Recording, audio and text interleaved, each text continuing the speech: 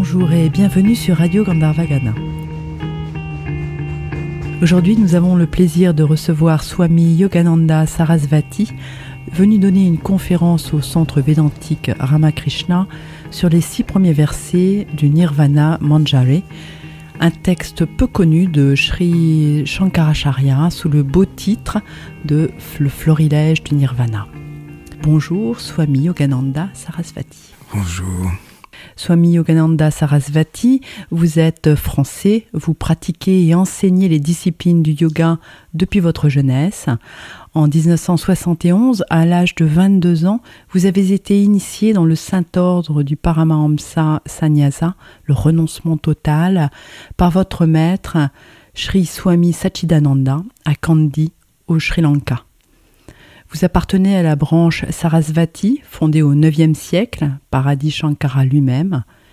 Votre connaissance approfondie du sanskrit et des œuvres de Shankaracharya font de vous un traducteur et commentateur recherché. D'ailleurs, tous les ans, depuis 1995, vous nous faites la joie de venir présenter un aspect ou un texte de Shankaracharya au centre védantique. Vous êtes basé à l'ashram de Kaivalya, dans Lyon, qui est lui-même rattaché au monastère de Sringeri en Inde, qui fut l'un des plus grands monastères fondés par Shankara lui-même. Vous composez des textes sanskrits versifiés. Vous êtes également très apprécié pour vos chants dévotionnels et votre remarquable prononciation du sanskrit. Alors tout d'abord, rappelons pour nos auditeurs que Sri Shankaracharya, dont nous célébrons l'anniversaire en ce début mai, fut un géant spirituel de l'Inde qui vécut fin du 8e, début du 9e siècle après Jésus-Christ. La tradition dit qu'à 1 an, il connaissait déjà l'alphabet sanskrit, qu'à 7 ans, il avait déjà étudié tous les grands textes, qu'à 8, il démarra sa carrière d'ascète errant et qu'à 12, il composa son chef-d'œuvre, les commentaires sur les Brahma-sutras. Il eut comme maître le vénéré Govinda qui l'initia à l'Advaita Vedanta. Excellent orateur, Sri Shankara parcourut l'Inde inlassablement durant sa courte vie. Il quitta son corps à l'âge de 32 ans pour rétablir la tradition du Sanatana Dharma et proposer les idéaux du monisme non dualiste, la voie de la connaissance, Jnana Marga, à une période où la société indienne était dominée par le bouddhisme et d'autres courants. Ses commentaires brillants sur les Upanishads, les Brahma-sutras, la Bhagavad Gita sont mémorables. Poète réformateur, le plus grand représentant de l'Advaita Vedanta, Shankara a laissé un grand nombre d'hymnes, de poèmes et de commentaires clairs et vibrants pour rappeler à l'être humain sa vraie destinée, être ce qu'il est véritablement, Satchitananda, par la connaissance et la pratique spirituelle, et notamment par la renonciation. Vous êtes vous-même, Swamiji, vous avez vous-même renoncé au monde, et tel le signe Hamsa. Comment peut-on être dans le monde sans être du monde au XXIe siècle, dites-nous? Bien, c'est comme ceci est déjà enseigné dans la Bhagavad Gita. Ce n'est pas une chose nouvelle, c'est une chose très ancienne qui consiste à être comme la feuille de lotus, qui est à la fois dans l'eau et qui pousse dans l'eau d'ailleurs. Le lotus pousse dans l'eau, mais la feuille est à la surface de l'eau, et l'eau, même quand l'eau rentre en contact avec, elle garde sa nature, l'eau ne peut pas l'atteindre, ne peut pas l'altérer. Eh bien, l'être humain qui cherche à être comme cela doit être dans le monde, mais sans s'identifier, sans s'attacher, sans être affecté par les choses, ne pas trop rechercher les choses agréables et ne pas non plus être affecté quand des choses désagréables lui arrivent. Donc il faut être comme la feuille de lotus, voilà. Alors seul Brahman est réel, l'univers est irréel, Maya est limité. Comment échapper à la mystification des sens ? Comment on fait pour ne pas être attaché ? Oui, eh bien il faut comprendre que les sens sont des instruments de perception sans lesquels la vie est impossible. La vie relative n'est faite que de ça. Hein. Donc, mais il faut que ça reste des instruments et ne pas en faire une chose primordiale et un but qui passe avant les choses essentielles. Donc voilà. Dans un monde individualiste où l'affirmation de soi est signe de réussite, quelle place y a-t-il pour la loi éternelle que représente le sacrifice personnel, comme vous l'avez fait? Oui. Comme Jésus l'a fait. Eh bien, la réussite, c'est ça. Hein. La vraie réussite, c'est la vie spirituelle et la compréhension de soi, et qui passe par forcément des abandons et des sacrifices. Hein. Et d'ailleurs, même dans la vie matérielle, pour la réussite, les sacrifices sont inévitables et indispensables, même pour les chefs de famille, les gens mariés. Même un étudiant doit faire des sacrifices quand il veut arriver à quelque chose. Donc, un pianiste, pareil, il doit faire des sacrifices et c'est pas facile. Tout est difficile, mais bien sûr, plus le but est élevé, plus les sacrifices et les difficultés vont être difficiles. Voilà. Alors vous nous l'avez rappelé dans vos commentaires du Nirvana Manjari, le bonheur ou la recherche de la prospérité ne sont pas les objectifs de la vie. Et ça, on l'entend assez peu. Le bonheur comme le malheur sont des chaînes qui nous empêchent de réaliser notre vraie nature, nous rappelle Swami Vivekananda. Pouvez-vous nous commenter ? Le bonheur, c'est une chose très profonde. C'est un concept très profond et qui mérite d'être revu et corrigé. Ça ne fait aucun doute. Donc, le bonheur, en fait, est déjà en soi-même. Il est non seulement en soi-même, mais il est notre vraie nature. Il est, voilà. Et tant qu'on cherche le bonheur comme un objet, comme on chercherait quelque chose, on ne peut pas l'atteindre. Il faut cesser de chercher à l'extérieur ce qu'on appelle le bonheur. Et comprendre qu'il est déjà en nous-mêmes et que quand on est plus sous cette soif insatiable de trouver à l'extérieur quelque chose, eh bien c'est là où on va le comprendre qu'on est soi-même le bonheur. Mais c'est une longue recherche. Ça ne vient pas en 5 minutes. Donc c'est avec l'expérience qu'on se rencontre et à force d'avoir eu des déceptions et des problèmes, eh bien tout doucement on finit par comprendre qu'il faut procéder autrement. Voilà. Et puis plus on avance et plus on se rend compte que le bonheur n'est pas ce qu'on croyait du tout qu'il était, et soit qu'on nous avait inculqué qu'il était, ou que soi-même on pensait qu'il était cela. C'est tout autre chose, c'est notre vraie nature. Donc il n'y a pas à le chercher à l'extérieur, mais rester conscient que nous sommes le bonheur et qu'on ne doit pas dépendre. Si dès l'instant où il y a une dépendance, ça ne peut pas être le bonheur. Donc il faut atteindre un certain état d'indépendance, tout en faisant tout ce qu'il y a à faire, et en appréciant les bonnes choses, mais sans penser que c'est le bonheur absolu. Ces choses-là aussi passent, elles ont un commencement et une fin. Mais nous-mêmes qui percevons ces choses, nous n'avons pas de commencement ni de fin, et c'est ça le vrai bonheur. Et les mérites des bouddhistes ou les bonnes actions chrétiennes, est-ce que vous diriez que c'est quelque chose qui nous aide à élever notre niveau de conscience ou tout à fait. Que ça ne participe pas? Tout à fait, si, c'est important. C'est important. Alors, même si du point de vue absolu, il n'y a ni mérite ni démérite, néanmoins, ni bien ni mal. Néanmoins, pour accéder à une certaine pureté mentale qui est nécessaire à toute vie spirituelle, il faut avoir des mérites, et c'est mentionné dans toutes les écritures, dans la Bhagavad Gita, les Upanishads. Donc c'est très important. Sans ces mérites, on ne peut pas accéder. Ça, c'est sûr. Alors, on l'a vu aussi dans vos commentaires, nous sommes cela. Pourtant, il nous faut suivre une voie si l'on veut découvrir notre essence véritable et nous éveiller au soi, à cela et dire Shivoham. Et pourtant, en même temps, on dit il n'y a pas de chemin. Donc, pouvez-vous nous expliquer un peu ce koan? Oui, il n'y a pas de chemin quand on est arrivé au bout du chemin.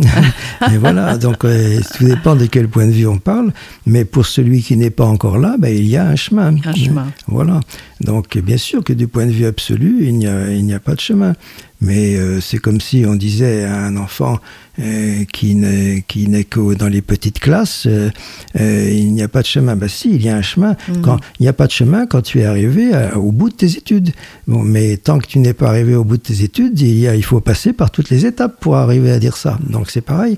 Pour dire qu'il n'y a pas de chemin, il faut avoir parcouru le chemin pour cela. Alors quels sont les chemins proposés par Sri Shankara pour atteindre la connaissance? Les chemins sont des qualités qui sont au nombre de 4 principalement.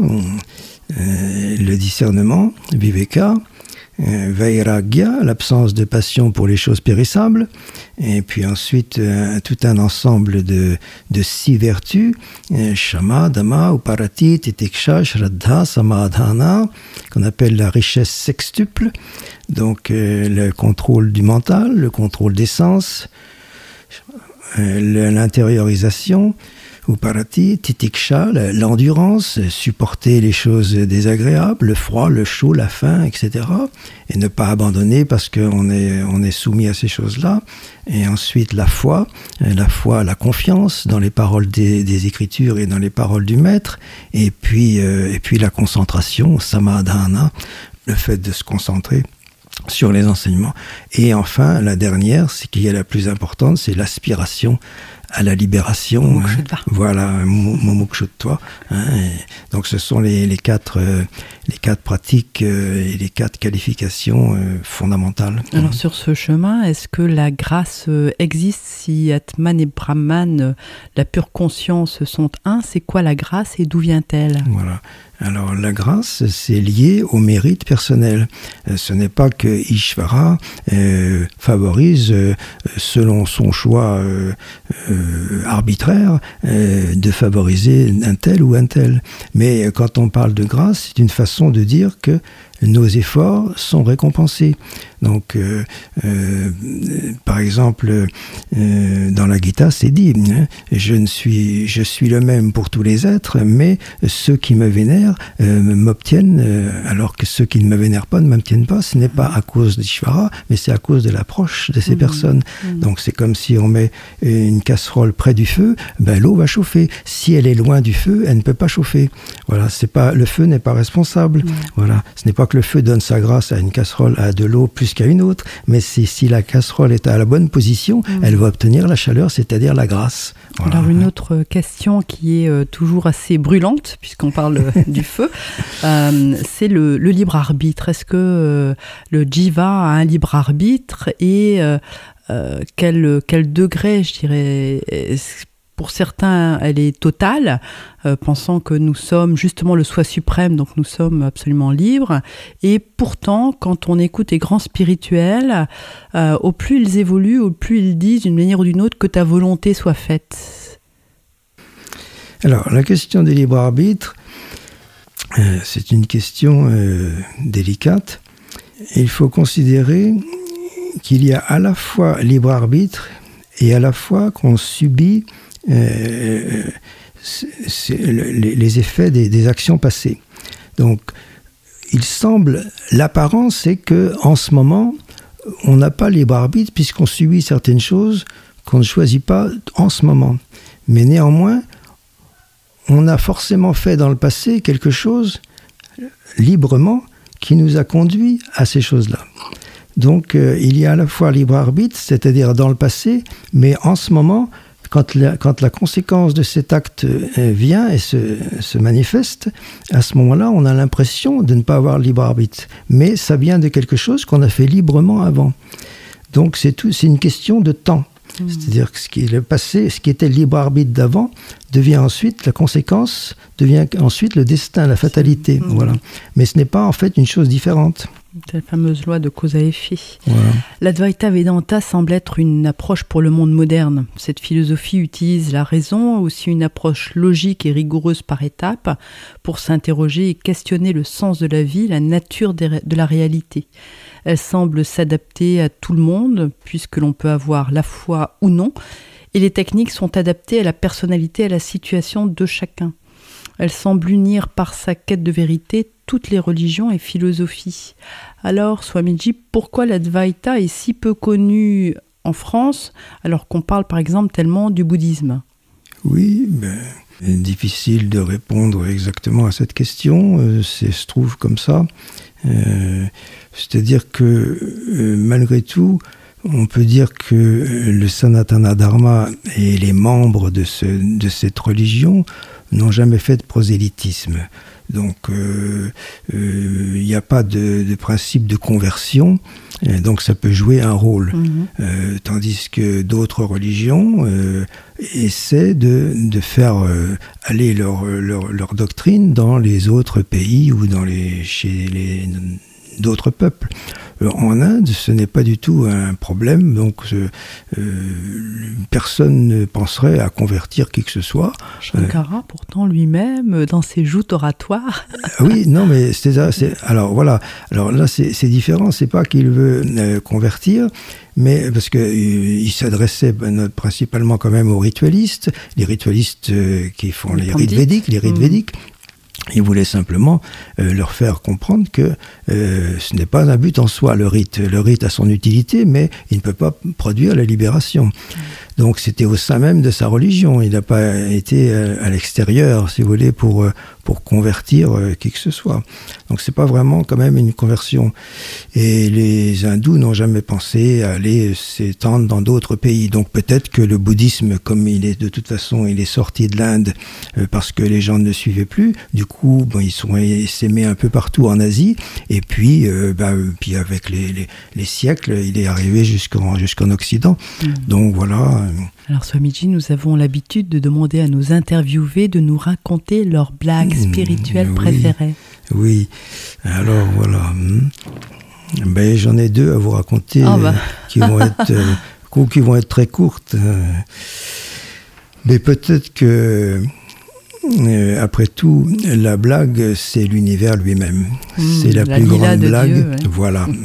Alors que l'absolu est déjà à toute plénitude, infini, et rien d'autre que lui ne peut exister, eh bien, il s'est manifesté sous la forme de cet univers pour faire un genre de farce et s'amuser. Voilà. Non pas qu'il a besoin non plus de s'amuser, il est comblé. Mais c'est son jeu. Voilà. On peut dire que la manifestation, toute la multiplicité est en elle-même une farce, un jeu, et aucun autre jeu ne peut être plus supérieur à celui-là, ça dépasse tout. Et puis sinon, je vous raconterai une petite histoire de Laurel et Hardy. Voilà. Eh bien, Hardy, dans un de ses nombreux films, il y a beaucoup de films, et qu'on voit de temps en temps à la télévision, dans un de ces films, il est dans sa maison, ils sont tous les deux dans la maison, et puis il y a la femme de Hardy qui est là, et il s'apprête à sortir. Alors, il s'habille et tout, et il a son chapeau, tout. Et puis, à un moment, il dit « Where is my hat? Où est mon chapeau ?» Alors, tout le monde le regarde, puis il ne dit rien, mais « Where is my hat ?» Plusieurs fois, comme ça. Et puis, bien sûr, il l'a sur la tête. Alors, au bout d'un moment, sa femme commence à sourire, puis au fur et à mesure, le ton monte. « Where is my hat ?» Et puis, il commence par se mettre vraiment en colère. Alors, plus il se met en colère, plus tout le monde rit. Tout le monde rit, oui. Voilà. Et puis même quand il se rend compute qu'il l'a sur la glace, il continue, parce qu'il ne la réalise pas tout de suite. Ouais.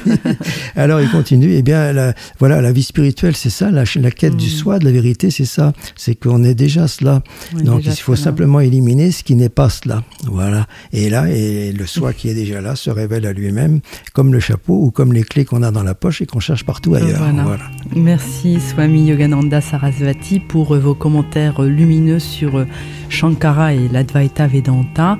Et rendez-vous l'an prochain pour la suite du commentaire du Nirvana Manjari. Chers auditeurs, merci, à bientôt.